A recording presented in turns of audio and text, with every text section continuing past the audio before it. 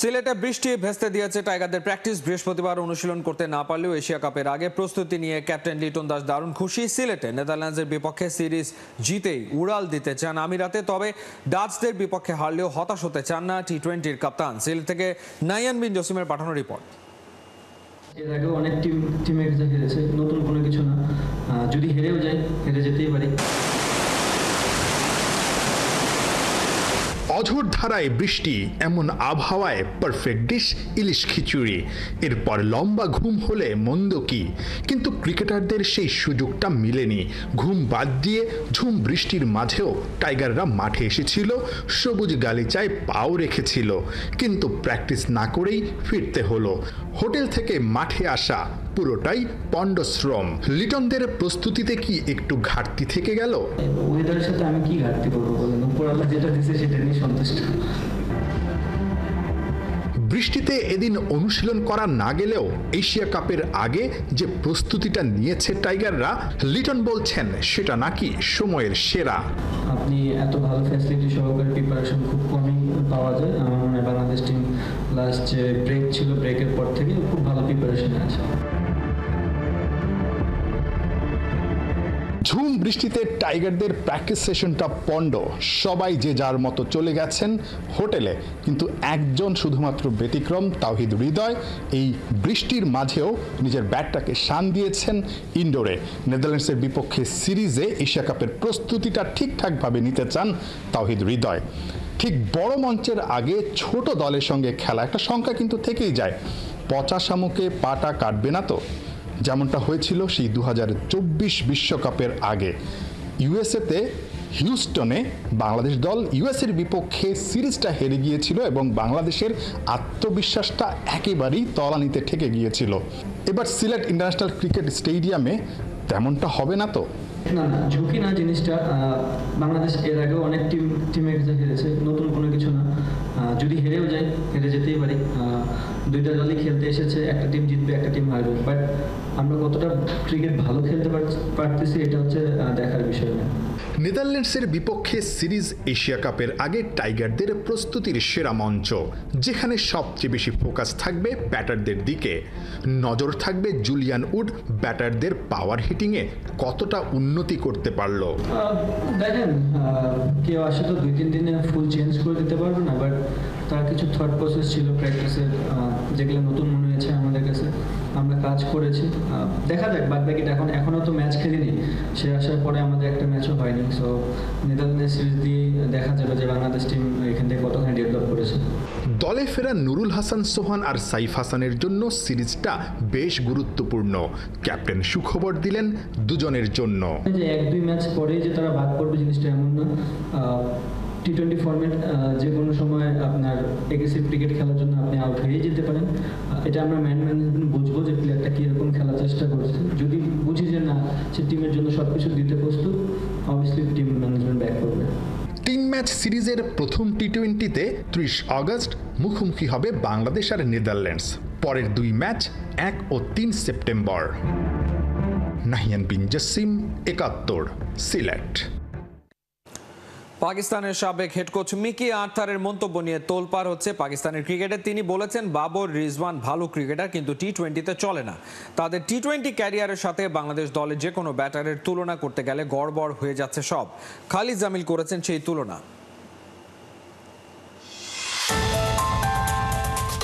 পাকিস্তানের আলোচিত head coach south আফ্রিকার মিকি আর্থার। এক টিভি সাক্ষাৎকারে তার কাছে জানতে চাওয়া হয়েছিল সাবেক 2 শীর্ষ বাবর আজম আর মোহাম্মদ রিজওয়ানকে নিয়ে। কারণ তো জানাই, ওদেরকে ছেটে ফেলা হয়েছে আসন্ন এশিয়া কাপের পাকিস্তান দল থেকে। আর তা নিয়ে সরগরম দেশটার ক্রিকেট পাড়া। কারণ হাজার হলেও এই মুহূর্তে রানিং ক্রিকেটারদের মধ্যে বাবর রিজওয়ানের চেয়ে বড় তারকা কেউ হয়ে উঠতে পারেনি পাকিস্তানে। মিকি আর্থার অবশ্য এই 2 ব্যাটারের প্রশংসাই করলেন।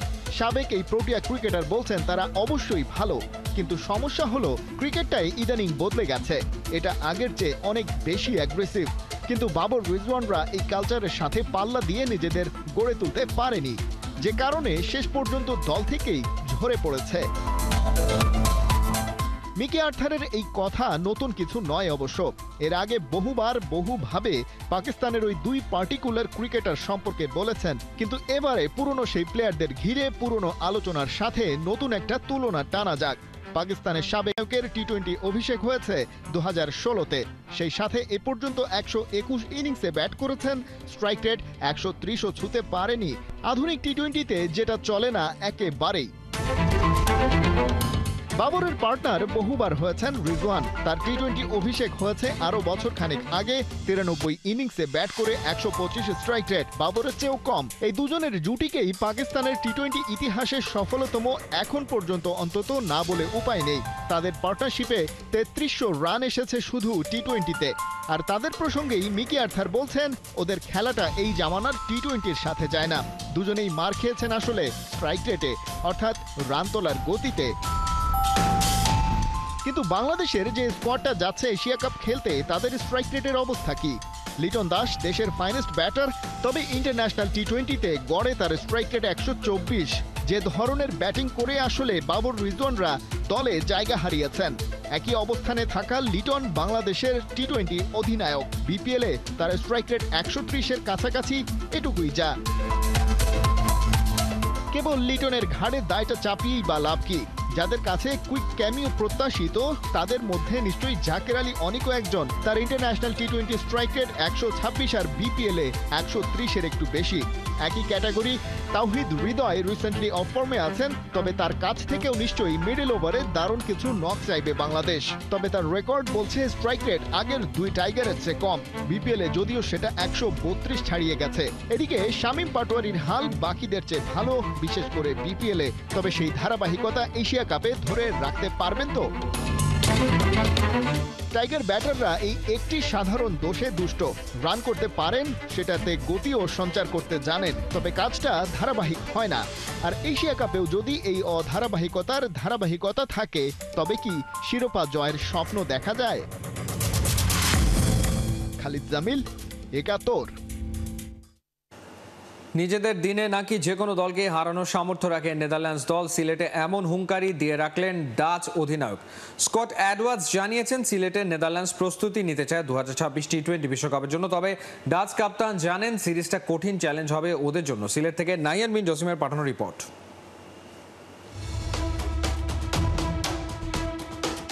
সিলেটে প্রথম দিনের প্র্যাকটিস সেশনে এসেই রীতিমতো দৌড়ের উপর নেদারল্যান্ডস ক্রিকেট দলের ক্রিকেটাররা। না, টাইগাররা তাদেরকে দৌড়ের উপর রাখেনি। ঝুম বৃষ্টির কারণেই রীতিমতো দৌড়ে তাদের ড্রেসিং রুমে প্রবেশ করেছেন কেউ, আবার কেউ ছুটে গেছেন ইনডোরে। প্র্যাকটিস সেশনটা তো করতে হবে। মাত্র 2টা দিন সময় পেয়েছেন তারা বাংলাদেশের বিপক্ষে সিরিজ খেলার আগে, কিন্তু বৃষ্টি চোখ রাঙানি দিচ্ছে। প্রথম দিনের অনুশীলনে তারা যেই স্কিল ট্রেনিংটা সেটাই করতে পারেনি, এখানকার উইকেটের যেই আচরণ সেটাই বুঝতে পারেনি। বাংলাদেশের বিপক্ষে এমনিতেই খেলাটা যে কোনো দলের জন্য চ্যালেঞ্জ, যখন কিনা খেলাটা হয় বাংলাদেশের মাটিতেই। ডাচরা তাই অনেক বেশি হতাশায় ভুগছে, কারণ পরের দিন অর্থাৎ ম্যাচের আগের দিনও কিন্তু ফোরকাস্টে বলা আছে সিলেটে বৃষ্টি হবে, এমনকি ম্যাচের দিনেও কিন্তু বৃষ্টির সম্ভাবনা আছে। অর্থাৎ আগামীকাল 80% এবং ম্যাচের দিনে 70% বৃষ্টির সম্ভাবনা। আনরোমান্টিক বৃষ্টিতে মন ভেঙেছে ডাচ কাপ্তানের। খুব সহজে যে দেশটা দ্বিপাক্ষিক সিরিজ খেলার সুযোগ পায় না টেস্ট প্লেইং কান্ট্রির বিপক্ষে, এবার সুযোগটা মিলেছে। দলটা সিলেটে এসেছে বড় স্বপ্ন নিয়ে। অতীতেও ডাচরা টাইগারদের হারিয়েছে। এই স্কট অ্যাডওয়ার্ডসের ক্যাপ্টেন্সিতেই 2023 বিশ্বকাপে নেদারল্যান্ডস লজ্জায় ডুবিয়েছিল টাইগারদের। 68 রানের দারুণ একটা ইনিংস খেলেছিলেন নিজে। ইডেন গার্ডেন্সে পারলে সিলেটেও চমক দেখাতে পারবে নেদারল্যান্ডস, বিশ্বাস করেন captain. You know, we obviously playing a lot of high pressure matches in World Cups, in qualifiers, things like that. And yeah, I think recent performances show that we're capable of beating any team on our day.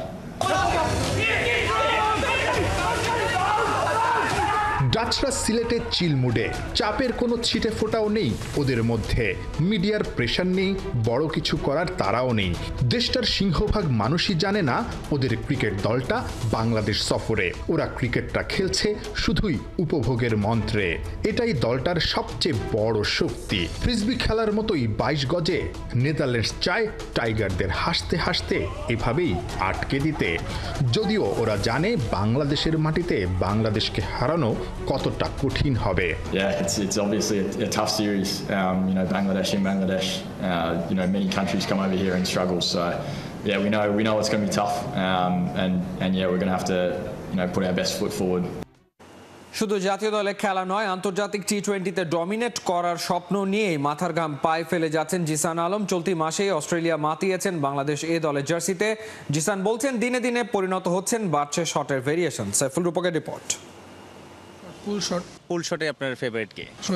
Rohit Sharma এমন shot খেললেই উচ্চ স্বরে tracer bullet কথাটা শোনা যায় রবি শাস্ত্রীর কমেন্ট্রিতে। দেখার মতো hit. ভারতীয় হিটম্যানের পুল হুকের বিরাট ভক্ত বাংলার জিসান আলম। ছোট ফরম্যাটে ওপেনিংয়ে তার স্ট্র্যাটেজি একটাই, ধুমধারাক্কা মেরে বলের সুতা ছিঁড়ে দেয়া। কদিন আগে অস্ট্রেলিয়ার ডারউইনে টপ অ্যান্ড টি-20তে জোড়া 50, বাংলাদেশ পক্ষে সবচেয়ে বেশি রান করেন জিসান। জাতীয় দলের দরজায় করা নাড়ছেন নারায়ণগঞ্জের এই হার্ড হিটার। অস্ট্রেলিয়াতে 6 ইনিংসে 208 রান, স্ট্রাইক রেট 135-এর আশপাশে, দুটো 50। কনফিডেন্স লেভেল অলওয়েজই ভালো থাকে, তো আলহামদুলিল্লাহ ভালো আছে কনফিডেন্স। গত বছর আপনি অস্ট্রেলিয়াতে সেই টুর্নামেন্টে খেলেছেন, এবার আপনার গড়, স্ট্রাইক রেট, রান, যে পাওয়ার প্লেতে কাজে লাগানো, বড় শট খেলা, মনে হচ্ছে যে আরো বেশি পরিণত জিসান আলম। টিম থেকে একটাই কথা ছিল যে তুমি তোমার ন্যাচারাল ক্রিকেটটা খেলো, তোমার ন্যাচারাল তুমি অফ করবে না। ডে বাই ডেতে আলহামদুলিল্লাহ ইমপ্রুভ হইতেছে, কারণ অনেক ক্যাম্প করতেছি। এইচপিতে অনেক দিন 2 মাস টানা একটা লম্বা ক্যাম্প ছিল, তারপরে এই টিমের একটা 14 দিনের ক্যাম্প ছিল। তো যেগুলা লাস্ট ইয়ার ভুল করছে এগুলা নিয়ে কাজ করছি। ঘরের মাঠে এইচপির হয়ে সাউথ আফ্রিকার সাথে খেললেন, অস্ট্রেলিয়াতে খেললেন, কোন জায়গাটা আসলে ইমপ্রুভমেন্ট এসেছে আপনার? আমার এখন শর্টসগুলা পারফেকশন মাশাআল্লাহ হচ্ছে, আরও হওয়া প্রয়োজন। তো মাশাআল্লাহ শটগুলো পারফেকশন বাড়তেছে আমার। ইনোভেটিভ শটও খেলতে হয় অনেক। আপনি দেখছেন যে ইমন বা তানজিদ তামিম তারা শুধু সোজা ব্যাটেই খেলে না, সাইড শট খেলতে হয়, চিকি শট খেলতে হয়। ইনোভেটিভ শট না খেললে আসলে বোলার স্পট নষ্ট করা যায় না। টি-20 ক্রিকেটে অনেক স্কিল থাকা লাগে, তো অ্যাজ এ ওপেনার হিসাবে আমি আদার্স কাজগুলো করতেছি। জাস্ট একটা র্যাম শট প্র্যাকটিস করতেছি বেসবল খেলার জন্য। তো আমার জন্য একটা ফিল্ডিং সেট করে, তো এটা মোকাবেলা করার জন্য ওই শটটা আমি প্র্যাকটিস করতেছি। নতুন বলে বা পাওয়ার প্লেতে এই যে শটের ভ্যারিয়েশনটা কতটুকু ইম্পর্টেন্ট? না, একটা বলারের মাথায় যখন আপনি একটা থট দিবেন যে না আমি এই জায়গার বলটা 2-3 জায়গায় শর্টস খেলতে পারি, তখন অটোমেটিকলি আপনার জোনে বল করবে। তো জাস্ট ওটার জন্য এসব স্কিলগুলো ডেভেলপ করা। এই যে টিমটা গঠন করা হলো নেদারল্যান্ডসের বিপক্ষে এবং এশিয়া কাপে, প্রধান নির্বাচক গাজী আশরাফ হোসেন লিপু কিন্তু বলেছেন যে জিসান আলমও আসলে আমাদের মাথায় ছিলেন, নামটা ঘুরপাক খাচ্ছিল। মানে আপনি একদম রাডারে আছেন, দরজায় করা নাড়ছেন। এটা দেখার পর বা শোনার পরে আপনার আসলে নিশ্চয়ই মোটিভেশনটা আরও বেড়ে যাবে। না, অবশ্যই সবারই একটা ড্রিম থাকে, যেমন সেম আমারও ড্রিম আছে আমি ইন্টারন্যাশনাল ক্রিকেট খেলবো, ইন্টারন্যাশনাল ডমিনেট করবো। সেম ওই ক্ষেত্রেও ছিল। এটা আমাকে মোটিভেশন দেয় যে না আমার আরও অনেক ভালো কিছু করতে হবে, ভালো কিছু করে যদি আল্লাহ চায় তাহলে ন্যাশনাল টিমে ডাক পাবো। তো আমার হাতে পারফরমেন্স করার চেষ্টা করবো সবসময়। 14 সেপ্টেম্বর থেকে শুরু হতে যাওয়া এনসিএল টি-20 মাতিয়ে নির্বাচকদের আরও ভাবনায় ফেলতে চান জিসান। গেল আসরে প্রথম শতকটাও হাঁকিয়েছিলেন তরুণ এই পাওয়ার হিটার। সাইফুল রূপক, 71। যত বেশি খেলা তত বেশি ক্রিকেটার, সে কথা জানে বিসিবি। তাই রিজিওনাল ক্রিকেট অ্যাসোসিয়েশনের অধীনে প্রতি বিভাগে টুর্নামেন্ট আয়োজনের ব্যাপারে সিরিয়াস আমিনুল ইসলাম বুলবুলের কমিটি। চট্টগ্রামে আঞ্চলিক টি-20 টুর্নামেন্ট উদ্বোধনের দিন বুলবুল জানিয়েছেন বোর্ডের পরিকল্পনা। বিস্তারিত ফয়সাল হাবিবের রিপোর্টে। বোলারের মাপা ফ্লাইটে জায়গা মতো ডেলিভারি, বল পিচ করেই হালকা টার্নে বেরিয়ে যাওয়া, বাকি কাজটা কিপারের। তড়িৎ গতিতে স্ট্যাম্পিং, ব্যাটারের বিদায়। ক্রিকেটীয় মানদণ্ডে সর্বোচ্চ স্ট্যান্ডার্ডের ব্যাট বলের লড়াইয়ের এই চিত্রটা চট্টগ্রামের বীরশ্রেষ্ঠ flight lieutenant Motiur Rahman cricket স্টেডিয়ামের। মাঠ তো পরিচিতই, খেলার মানও ভালো, কিন্তু খেলোয়াড়দের চিনছেন না, তাই তো? এই খেলোয়াড়দের না চেনাই স্বাভাবিক, বরং নতুন ক্রিকেটার উঠিয়ে আনতেই আয়োজন করা হয়েছে এই টি-20 টুর্নামেন্টের। বলা হচ্ছে চট্টগ্রাম আঞ্চলিক ক্রিকেট টুর্নামেন্ট 2025-এর কথা। বৃহস্পতিবার চট্টগ্রামে এই টুর্নামেন্ট উদ্বোধন করেন বাংলাদেশ ক্রিকেট বোর্ড সভাপতি আমিনুল ইসলাম বুলবুল। দুই গ্রুপে 11টা জেলা দল খেলছে এই টুর্নামেন্টে। রাউন্ড রবিন পদ্ধতিতে প্রতি গ্রুপের সব দল একে অপরের সাথে একটা করে ম্যাচ খেলবে। 80 লাখ টাকা বাজেটের এই লিগে 43 লাখ দিচ্ছে বিসিবি, বাকি 37 লাখ টাকার যোগান আসবে স্পন্সরদের পকেট থেকে। চ্যাম্পিয়ন দল পাবে 1 লাখ আর রানার্স আপের জন্য 50,000 টাকা। সেপ্টেম্বরের দ্বিতীয় সপ্তাহে মাঠে গড়াবে ফাইনাল। টুর্নামেন্ট উদ্বোধন করতে এসেও বুলবুল নিজের কাজেই ডুবেছিলেন। শুধু চট্টগ্রামে না, অন্য সব অঞ্চলেও কিভাবে এমন টুর্নামেন্ট আয়োজন করা যায় তার রোডম্যাপ দিয়েছেন। অন্য রিজনে যদি স্পন্সরশিপ না আসে কি করব আমরা সেই ক্ষেত্রে হয়তো একটু লোয়ার স্কেলে করব। এখানে পেপার থাকবে, ক্রিকেটাররা খেলবে, ক্রিকেটাররা ভালো পারফর্ম করবে, কর্মকর্তারা তাদের সেরাটা দিবে এখানে। সো এখানে কোনো দের ইজ নট পার্সোনাল কিছু নেই, কে থাকলো কে না থাকলো, that's completely immaterial. K follow করলো না করলো ওটাও কেয়ার করি না, বাট ক্রিকেটে যেন হয় রাইটলি। এদিকে চট্টগ্রামের এই আয়োজন অন্য বিভাগগুলোকেও উৎসাহ দেবে। সব বিভাগ নিজেদের মঙ্গলেই করবে এমন কিছু, তেমন প্রত্যাশা নাজমুল আবেদিন ফাহিমের। এরা এত সুন্দরভাবে করতে পারছে, তোমরা এত পারছো না কেন? সো ওই প্রেশারটা কিন্তু থাকবেই।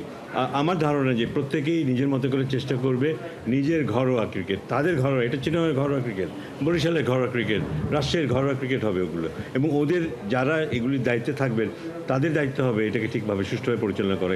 তাদেরই খুঁজতে হবে কিভাবে আমরা স্পন্সর পাবো। প্রতিবেশী দেশ ভারতে প্রতিটি রাজ্যেরই আছে নিজস্ব লিগ, সেগুলো বেশ কম্পিটিটিভ এবং নিয়মিত। সেখান থেকে বেরিয়ে আন্তর্জাতিক ক্রিকেটেও রাজত্ব করে অনেকে। বাংলাদেশ এদিকটাই পিছিয়েই আছে, কিন্তু এবার বুঝি তার অবসান হলো। আঞ্চলিক ক্রিকেট টুর্নামেন্ট আয়োজনের ব্যাপারে বিসিবি বেশ সিরিয়াস। চট্টগ্রাম সেই যাত্রায় হয়ে থাকলো পাইলট প্রজেক্ট। আসসালামু আলাইকুম। প্রতিদিন তো আমরা অনেক খবরই দেখি, অনেক খবর সম্পর্কে আইডিয়া করি, কিন্তু আমি আপনাদের কাছে এমন একটা খবর প্রতিদিন নিয়ে আসবো যেটা কিনা অনেক রিলেটেড এবং সত্য। সো আমি আপনাদের কাছে নিয়ে আসবো খেলার খবর, যেখানে প্রতিদিন related Bangladesh, international, national related খেলার খবর থাকবে এবং সেটি প্রতিদিন সকাল 9টা থেকে সম্প্রচার করা হবে। এবং এজন্য আপনারা কি করবেন, এজন্য আমার চ্যানেলকে অবশ্যই সাবস্ক্রাইব করবেন এবং পাশ থেকে বেল আইকনটি বাজাতে ভুলবেন না। আর অবশ্যই কমেন্ট সেকশনে জানিয়ে দিবেন আপনারা কি রিলেটেড ভিডিও চাচ্ছেন। আমি আমার নেক্সট একটা ইউটিউব চ্যানেল খুলতেছি, ওখানে অবশ্যই আমি ওখানে আপলোড করব এবং আপনাদের মতামত অনুযায়ী আমি সেখানে সেই রিলেটেড ভিডিও